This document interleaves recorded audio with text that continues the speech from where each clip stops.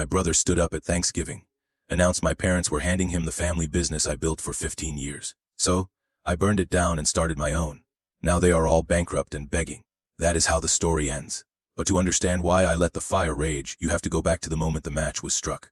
I am 34 years old. The air in my parents' dining room that Thanksgiving was thick, not with the steam of the turkey, but with the quiet, years-old tension nobody ever talked about.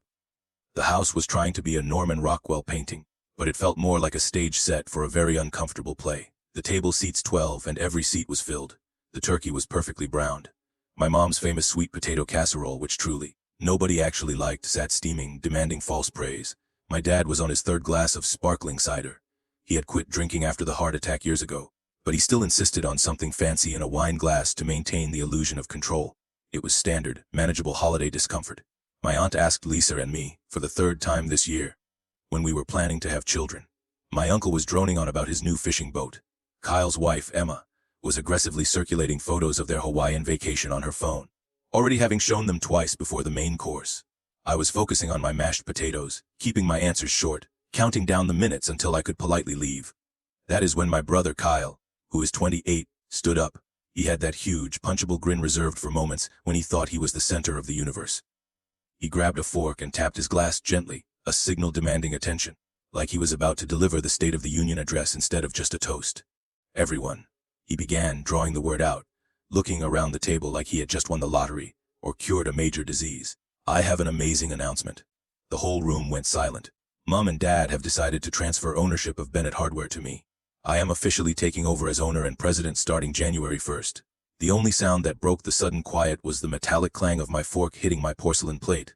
It echoed, loud and abrupt, seeming to bounce once before settling next to my untouched mashed potatoes. Bennett Hardware, the family business my grandfather started in 1968.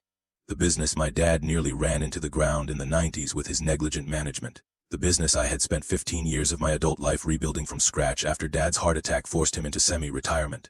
70-hour weeks, missed birthdays, canceled vacations, relationships that fell apart because I was always at the store, always putting out the latest financial fire, always working. All of it building toward the absolute, undeniable assumption that someday this work would be recognized and rewarded, and the business would become mine. And they were giving it to Kyle. Just like that. No discussion with me. No warning. No consideration for a decade and a half of sacrifice. My mom was smiling, that fiercely proud mother look she only ever seemed to reserve for Kyle's entirely mediocre accomplishments. My dad nodded, satisfied, as if this was a brilliant business move he had meticulously planned. Emma, Kyle's wife, was practically bouncing in her seat, already mentally spending the owner's wife budget on renovations and shopping trips. Even my aunt and uncle were congratulating Kyle, asking about his vision. Nobody looked at me. Not my parents, not Kyle, not anyone at that table. It was as if I did not exist. As if those 15 years of labor had never happened. I was just another silent guest at the celebration of my brother's unearned success. The betrayal was not just the decision itself, but the utter, complete indifference. It was a wound inflicted in front of an audience that pretended not to see the blood. I stared at the fork next to the potatoes, wondering how many more times I was going to let this family deny my reality. The shock of that fork clattering, the silence of the family celebrating my demotion, cracked open the past. To truly understand the weight of that one Thanksgiving moment, you have to understand the 15 years that preceded it. The years I poured into something my father had almost carelessly destroyed. Bennett Hardware started with honest values. My grandfather Joe, a carpenter, founded it in 1968. He was tired of driving 30 miles to the nearest store. His philosophy was simple: serve people right, and they keep coming back. By the 80s, it was the go-to spot for quality materials. It employed 5 people full-time, paid decent wages, and contributed to the town. Grandpa Joe made the town better just by existing. When he died in 1994, I was 6. I remember the contractors in their work boots at the funeral, telling stories about how Grandpa had extended them credit during hard times. He ran a business built on trust. My father inherited it in 1995. For him, Bennett Hardware was not a legacy. It was the family automatic teller machine. He showed up maybe 3 days a week, played golf at the country club with suppliers, and trusted in some kind of business magic to make the numbers work. He hired incompetent friends, made decisions based on gut feelings instead of data, and spent more time on the golf course than the sales floor. By 2003, the cracks were visible. Inventory was chaos. We were out of popular items and overstocked on paint colors nobody wanted. Employee turnover was high because Dad treated people as disposable. By 2008, the business was hemorrhaging money like a severed artery. Suppliers were threatening cutoffs over late payments. Our credit lines were maxed out. We were genuinely 2 months from bankruptcy, and Dad was still golfing twice a week, assuring everyone that everything was fine. Then the heart attack. A massive one, triple bypass. 2 weeks in the hospital. The doctor told him the stress was killing him, which was darkly funny, because that stress came not from overwork, but from watching his poor management destroy a legacy he was too stubborn to fix. I was 19. I had just finished my first year of community college, studying business management. I had been working at the store since I was 14. I knew the business inside and out, even if no one, especially my dad, ever acknowledged that knowledge. He called me to the hospital 2 days after the surgery. He was pale and weak. My mom was scared. "Son," he rasped, "the business needs someone to run it while I recover. Would you be willing to take over day-to-day operations? Just temporarily, until I get back on my feet?" Mom jumped in using the line that would define the next decade and a half of my life. "We know you are in school, but this is an emergency. The family needs you. Just temporarily." I looked at him, frail in that bed, and thought of Grandpa Joe. I thought of the employees who would lose their jobs. I was 19, being handed the keys to a sinking ship. "Okay," I said, "I will do it." That temporary arrangement lasted 15 years. I put college on hold. Just for a semester, I told myself. That semester turned into a year, then 2. Then the idea of returning to school just evaporated. There was always another crisis. My first 6 months were spent just keeping the doors open. We were operating on fumes. Some suppliers had not been paid in 4 months. I spent 3 weeks on a complete physical inventory count. I stayed until midnight learning the software, cross-referencing handwritten tags, and building spreadsheets from scratch. I found $10,000 worth of obsolete merchandise rotting in the back room, and simultaneously discovered we were telling customers we were out of stock on popular items we actually had mislabeled in the corner. Customer service was a joke. I fired 2 employees who were actively stealing and destroying morale. The third employee, Frank, a man in his 50s who knew construction, turned out to be solid once he realized someone competent was in charge. Your grandpa would roll over in his grave if he saw what it had become, Frank told me. "I am glad you are here." I rebuilt the inventory system from scratch, teaching myself the databases and custom solutions I needed to make the system actually work. I then made personal visits to every major supplier. "Your father has been telling me the check is in the mail for 6 months, one supplier told me bluntly. "Because I am not my father," I said. "I have a payment plan I will stick to, even if it means I do not take a salary. You have my personal cell number. No more excuses." Over 2 years, I paid off every debt. I proved Bennett Hardware was worth working with again. I found our niche specializing in high-end tools and contractor-grade materials that Home Depot or Lowe's could not match. We served professional tradespeople who valued expertise over minimum wage employee corporate scripts. The numbers turned around. The first year, I broke even. The second year, we made a $30,000 profit. By year 5, we had doubled the annual revenue from Dad's last full year. By year 10, we opened a second location. By year 13, we had 3 locations and were doing $4.2 million annually. 15 years of 80-hour weeks, solving problems, missing family events, putting my own life on hold. And all the while, Dad was semi-retired, coming in twice a week to criticize decisions, tell non-existent glory stories, and take credit to his country club friends. "Built this business from nothing," he would say. "My boy helps out with the operations." Meanwhile, Kyle, the golden child, was failing his way through life. He spent 4 years partying through a communications degree, graduating with a 2.6 grade point average. He treated life like a series of optional assignments and knew how to charm his way out of trouble. He bounced between marketing jobs like a pinball for 6 years, a startup that folded, an advertising agency that restructured him out, a corporate job he was let go from for underperformance. Each failure was someone else's fault in my parents' eyes. When Kyle got engaged to Emma, my parents threw a $20,000 wedding. When Lisa and I got engaged 2 years earlier, their contribution was $500 and a lecture on fiscal responsibility. They even fronted Kyle $40,000 for a down payment on his house, while refusing me a $10,000 loan for a necessary second store expansion that ultimately generated $200,000 in new revenue. The favoritism was not even subtle anymore. It was institutional. It was a clear, shining message: Kyle needs to be taken care of, and you, Mason, are strong enough to take care of yourself. Never mind that my strength came from backbreaking work, and his need came from entitled laziness. Worst of all, Kyle had never once worked at the store, never stocked a shelf, never helped a customer. Dad always said Kyle was too smart for retail work. So, when Kyle stood up at that table and claimed the business I had built, it was not just a business decision. It was the final, spectacular moment of betrayal, telling me everything I had sacrificed for the family, for the legacy, was absolutely meaningless. When the turkey was carved, so was my future. The rest of Thanksgiving dinner was a blur of polite congratulations directed solely at Kyle. I ate maybe 3 bites of mashed potatoes, feeling the adrenaline and the bitter taste of betrayal in my mouth. Lisa, my wife, had discreetly squeezed my hand under the table, a silent communication of, "I see this, and I am furious for you." That single gesture was more validation than I had received from my parents in 15 years. After dessert, while Kyle was holding court in the living room, showing my aunt and uncle the Hawaiian vacation photos, for what must have been the 5th time, I cornered my parents in the kitchen. The stainless steel appliances gleamed, reflecting my face back at me, a mask of cold fury. "I need to understand this decision," I said, keeping my voice flat, dangerously level. "I have run Bennett Hardware for 15 years. Why are you giving it to someone who has never worked there?" My dad looked away, adjusting the collar of his sweater. He hated confrontation, especially when he was morally indefensible. "Look, you have done great work. Really exceptional. But Kyle is family now. He needs stability. This business can provide that for him."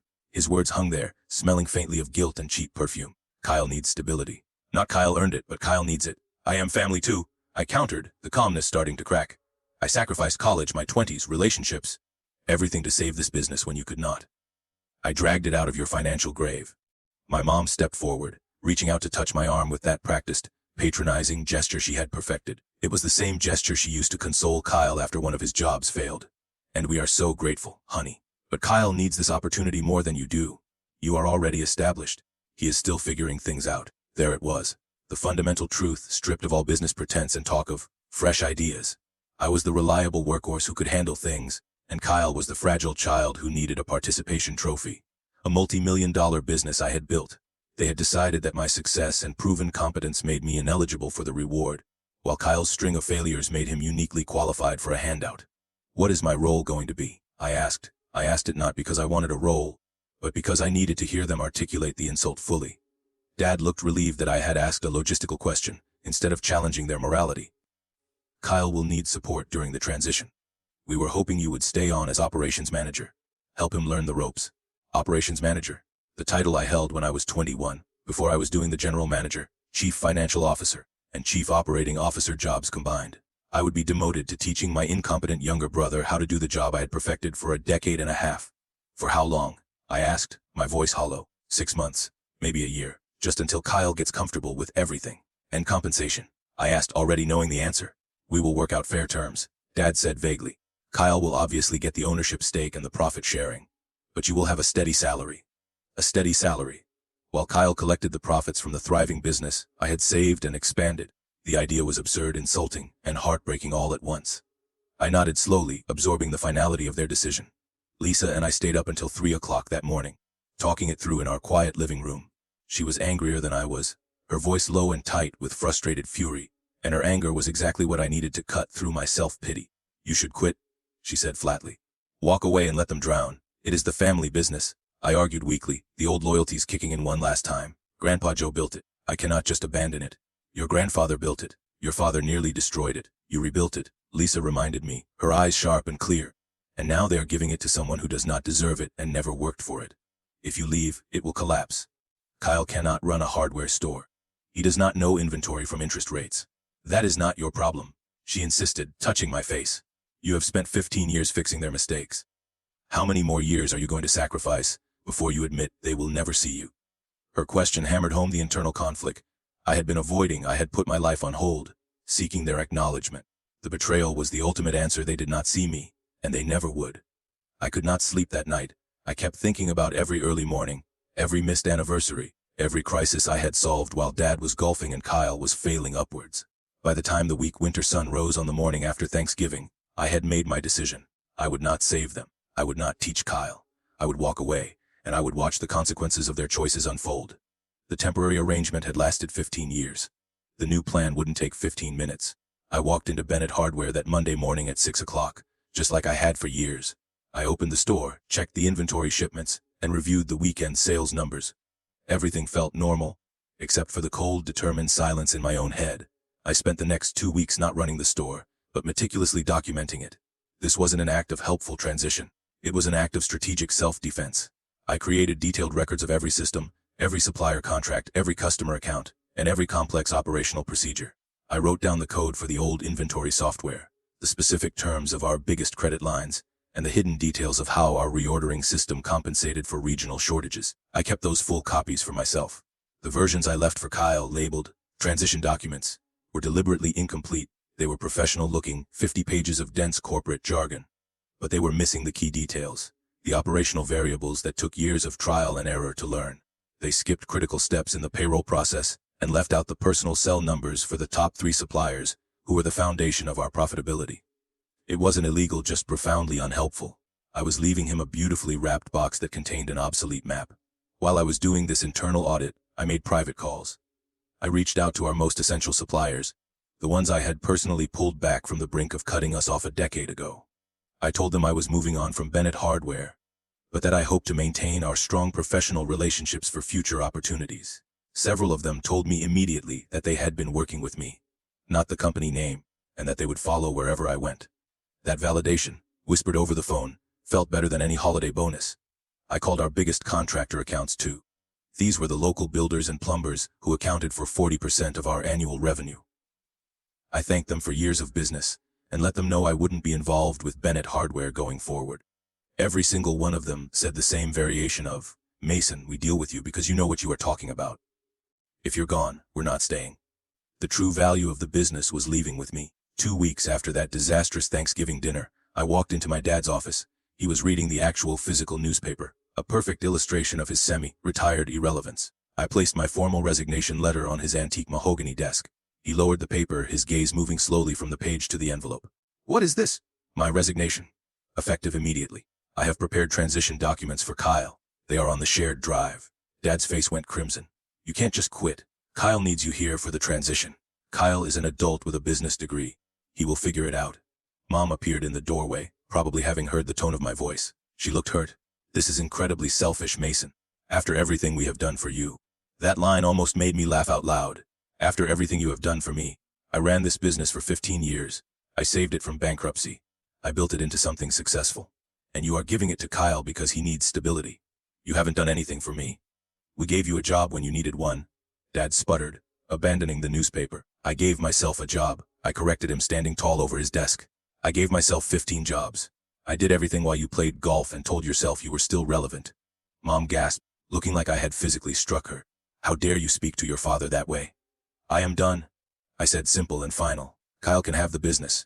He can have the headaches, the stress, the 70-hour weeks. I am walking away. You will never work in this industry again," Dad threatened, leaning forward. "I know everyone in this business." "No, you don't," I stated plainly. "You used to, 15 years ago. But I am the one who built the relationships. I am the one suppliers call when they have problems. I am the one contractors trust. You are just the name on the building." I turned my back and walked out. I didn't look back at them, or the office I had spent half my life in. The resignation felt less like quitting a job and more like escaping a long, suffocating prison sentence. The freedom tasted like rust and fresh air. Kyle called me that afternoon. He tried to sound friendly, using his old charming tone. Kyle called me that afternoon. He tried to sound friendly, using his old charming tone. "Hey man, I heard you resigned. I think there has been a misunderstanding. I really need your help with the transition. I can't find the supplier database. I can't find the supplier database. Read the documents I prepared," I said, my voice flat, devoid of warmth. "Everything you need is in there." "But those documents are like 50 pages, he whined. "Can't you just walk me through the important stuff?" "The important stuff is all in there, Kyle. You have a business degree. You will figure it out. Come on, don't be like this. We are brothers." "You are right," I conceded. "We are brothers. And a real brother wouldn't take something his siblings spent 15 years building." He immediately got defensive. "Mom and Dad offered it to me." "Was I supposed to say no?" "Yeah, actually," I replied. "That would have been the decent thing to do." "That is not fair." "You are mad at them, not me." "I am mad at all of you," I confessed. "You think you can run a hardware store because you have a degree and some LinkedIn articles about disruption. You are going to fail, and when you do, don't call me."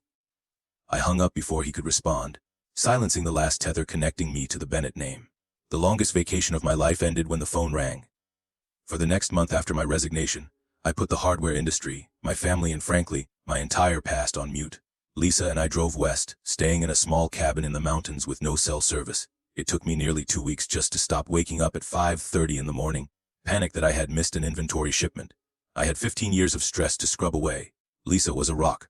She did not once ask what I was going to do next, sensing that I needed the time to simply exist without responsibility. But I knew the quiet could only last so long. I was a builder, not a sitter. The answer came not from introspection, but from a call that managed to sneak through the mountain's weak signal. It was Frank Carter, the longtime employee I had saved from Dad's mismanagement, the gruff, competent ally who had stayed behind. "I know you said you were done." Frank's voice crackled slightly. "But I thought you should know what is happening at the store. It is bad, Mason. Really bad. I am trying not to think about it." "Frank," I admitted. "Well, you need to think about this. Kyle is driving it into the ground with the speed of a freight train. He changed all the supplier contracts without reading the fine print. We are locked into premium rates on materials we used to get at cost because he tore up the old loyalty agreements."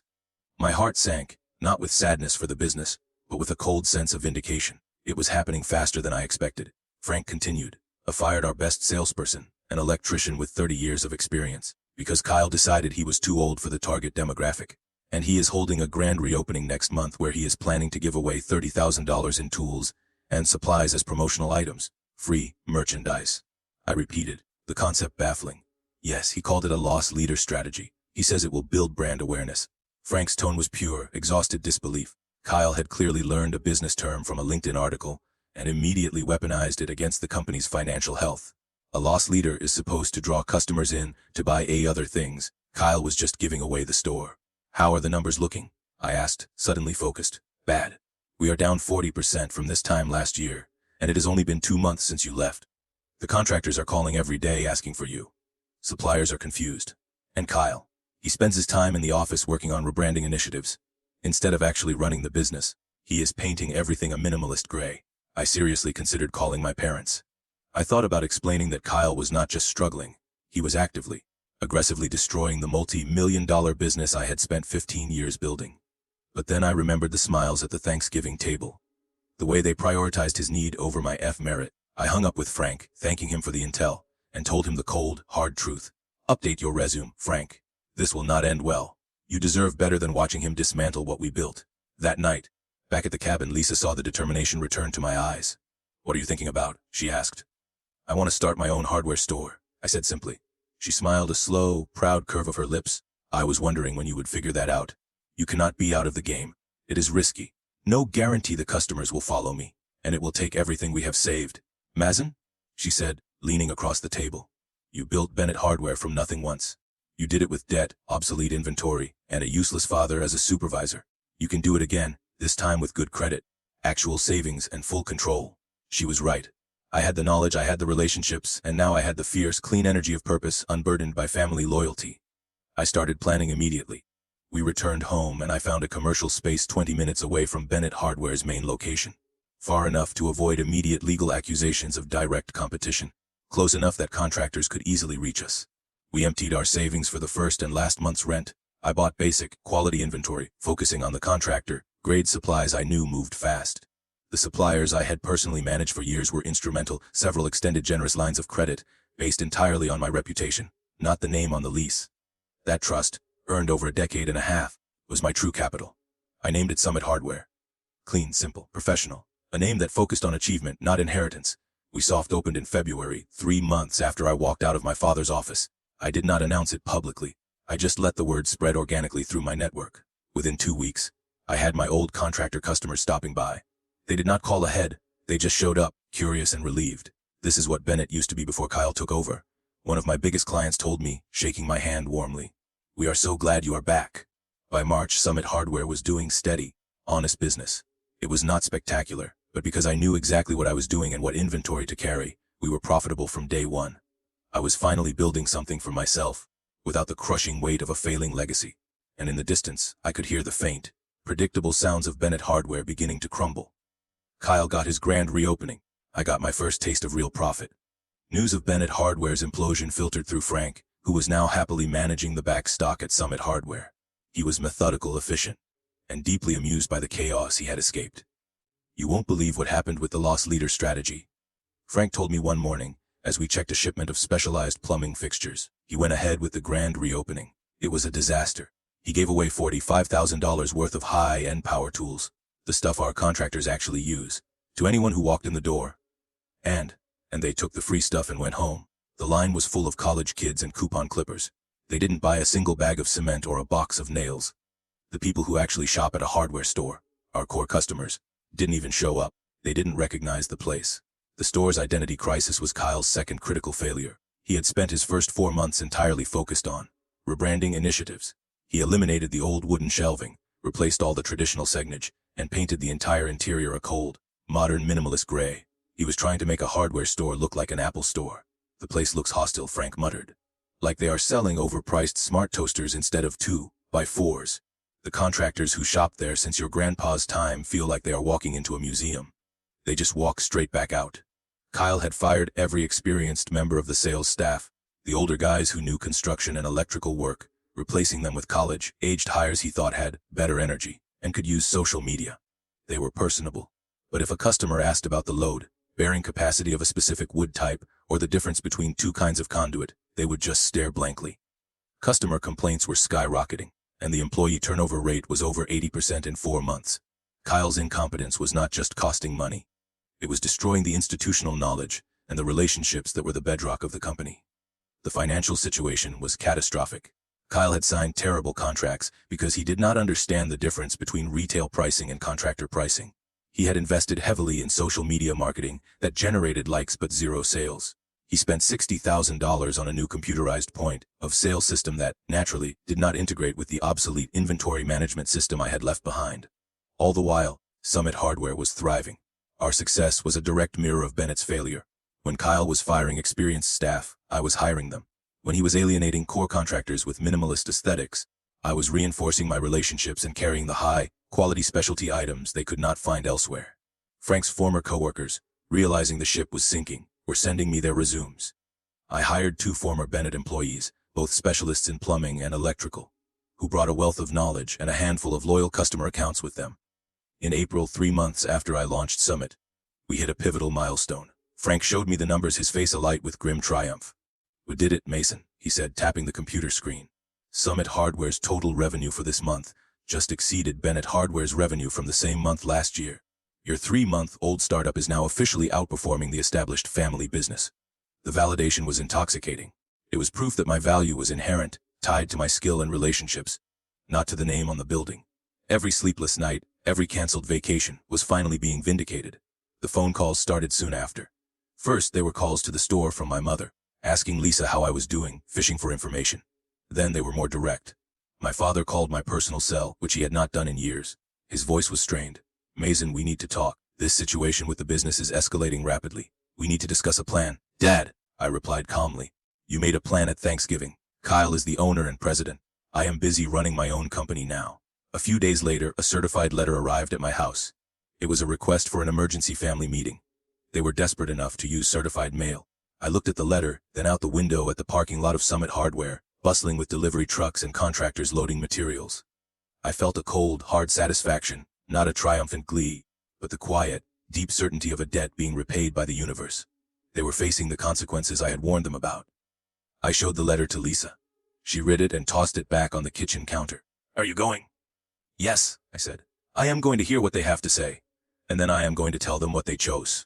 That night, lying next to Lisa, I let the full truth of the situation settle over me, the entire arc from the betrayal to the consequence. I spoke the raw, honest truth aloud, framing the entire narrative in my head. My brother stood up at Thanksgiving, announced my parents were handing him the family business I built for 15 years, so I burned it down and started my own. Now they are all bankrupt and begging. It wasn't revenge, it was justice. It was the market responding to competence versus entitlement. And now, the true confrontation was finally at hand. I was going to look them in the eye, at the very same table where they dismissed my life's work, and deliver the final verdict. We met at the same cramped table where the damage started, but the power had shifted entirely. 4 months after I walked out, I sat across from my parents and my brother in that dining room again. They looked exhausted. My mother's eyes were shadowed, and my father's demeanor had lost the casual, assured authority he had always worn. Kyle was there too, sitting silently, refusing to make eye contact with anyone, especially me. Dad started the meeting with his usual authoritative approach, though the certainty was gone from his voice. "We need to discuss the situation with Bennett Hardware," he said. "What situation?" I asked, my voice calm, almost detached. "You know what situation," he snapped, frustration replacing his earlier formality.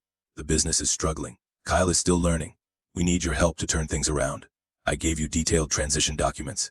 I pointed out, "Kyle has a business degree. What more help does he need that my former employees, who I hired at Summit, couldn't provide?" Mom's voice was tight, thin with panic. "Don't be difficult, Mason. This is family business. Your grandfather's legacy." "My grandfather's legacy," I countered, looking squarely at my father, was a successful hardware store serving the community. What is happening now is something else entirely. Kyle finally spoke up, his voice small and defensive. Look, I know I made some mistakes. I am learning. We just need some guidance to get back on track. What kind of guidance? Dad cut in, abandoning pretense. Come back. We will work out a partnership arrangement. You and Kyle can run it together. A partnership arrangement, I repeated, allowing a hint of scorn to enter my voice. You mean I do all the work while Kyle has the ownership stake and takes the credit? I am demoted to cleaning up his messes. It wouldn't be like that, Kyle protested weakly. That is exactly what it would be like. I stated, the conviction in my voice absolute, just like before, except now I would be cleaning up your messes instead of Dad's. My mother tried the guilt approach, the only weapon she had left. Your grandfather built this business, Mason. Don't you care about preserving his memory? I preserved it for 15 years. I corrected her. I saved it. Then you gave it to someone who is destroying it in 4 months with minimalist paint and lost leaders. That is on you, not me. Dad's face was getting red again. He was reverting to anger because panic was setting in. You started a competing business out of spite. You are actively trying to destroy us. I started a business because it is what I know how to do, I said. I am not trying to destroy anything. I am just not trying to save you anymore. My mother put her hands over her face. We could lose everything, she whispered, and for the first time, her fear sounded genuine, not manipulative. You gave everything to Kyle, I reminded her quietly. That was your choice. You chose his need over my merit. And now you have the consequences of that choice. The emotional climax had arrived. I looked at the 3 people who had inflicted the deepest emotional wound of my life. There was no triumph in my chest, only a vast, empty indifference. Their fear was genuine, but their consequence was earned. I had walked into that room seeking validation for my years of invisible labor. I was walking out with my autonomy intact. The meeting ended badly. Dad threatened legal action about non-compete agreements that did not exist. Mom cried about family loyalty. Kyle sat there, looking miserable, probably realizing that having something handed to you and actually running it are 2 very different things. I stood up and left without a backward glance. I felt nothing. Not satisfaction, not guilt, just a cold exhaustion toward people who had never valued me until they needed something I no longer had to offer. I had achieved the emotional peak of my arc, freedom from the responsibility of cleaning up my family's self-inflicted wounds. The fate of Bennett Hardware, and their financial stability, was now entirely out of my hands. Months later, the consequences were irreversible. Bennett Hardware's main supplier finally cut them off after unpaid invoices stacked up higher than a mountain of drywall. The bank called their line of credit due to constant covenant violations. 2 of their 3 locations closed within the same week. Meanwhile, Summit Hardware was thriving. I had hired 3 more employees, all experienced people who had wisely departed Bennett after Kyle took over, and I had expanded our inventory significantly. I started my own contractor loyalty program based on direct, reliable service, and it was immediately popular. One of Bennett's biggest contractor accounts, a large commercial builder who had been doing business with my family since my grandfather's time, called me directly. Their purchasing manager got right to the point. Mason, we have had nothing but problems since you left. Delayed orders, wrong products, nobody who knows what they are talking about. We want to move our entire account to Summit Hardware. That account alone was worth about $200,000 annually. I signed the contract without hesitation. In June, my parents put Bennett Hardware up for sale. The listing price was laughably optimistic given the damaged brand, obsolete inventory, and underwater leases. No serious buyers emerged. The business, as a functional entity, was dead. Kyle got a job doing social media management for a car dealership, a role that required buzzwords but little actual accountability. Emma left him, apparently having signed up to be married to a successful business owner, not someone who had spectacularly failed at his big opportunity in less than 6 months. My parents' financial situation was dire. They had personally guaranteed the business loans. The house was at risk of foreclosure, and their retirement savings, invested heavily in the business, were worthless. In July, they requested another family meeting. This time, just my parents, no Kyle. They looked like they had aged 10 years in 8 months. They were diminished. We need your help, Dad said without preamble. Not for us, for your mother. The house is going into foreclosure. We have lost everything. I am sorry to hear that, I said, and I meant it. I wasn't happy they were suffering, but I was not going to fix it. You could buy Bennett Hardware, Mom suggested, her voice thin and desperate. We would sell it to you below market value. You could merge it with your new business. Bennett Hardware has no market value, I pointed out, maintaining my calm, business-like tone. The brand is damaged. The inventory is outdated. The locations are underwater on their leases. There is nothing they're worth buying but debt. So you will just let it die? Dad asked, his voice strained. I am not letting anything happen, I replied. Kyle made choices. Those choices had consequences. This is revenge, Mom said bitterly, the guilt trap failing one last time.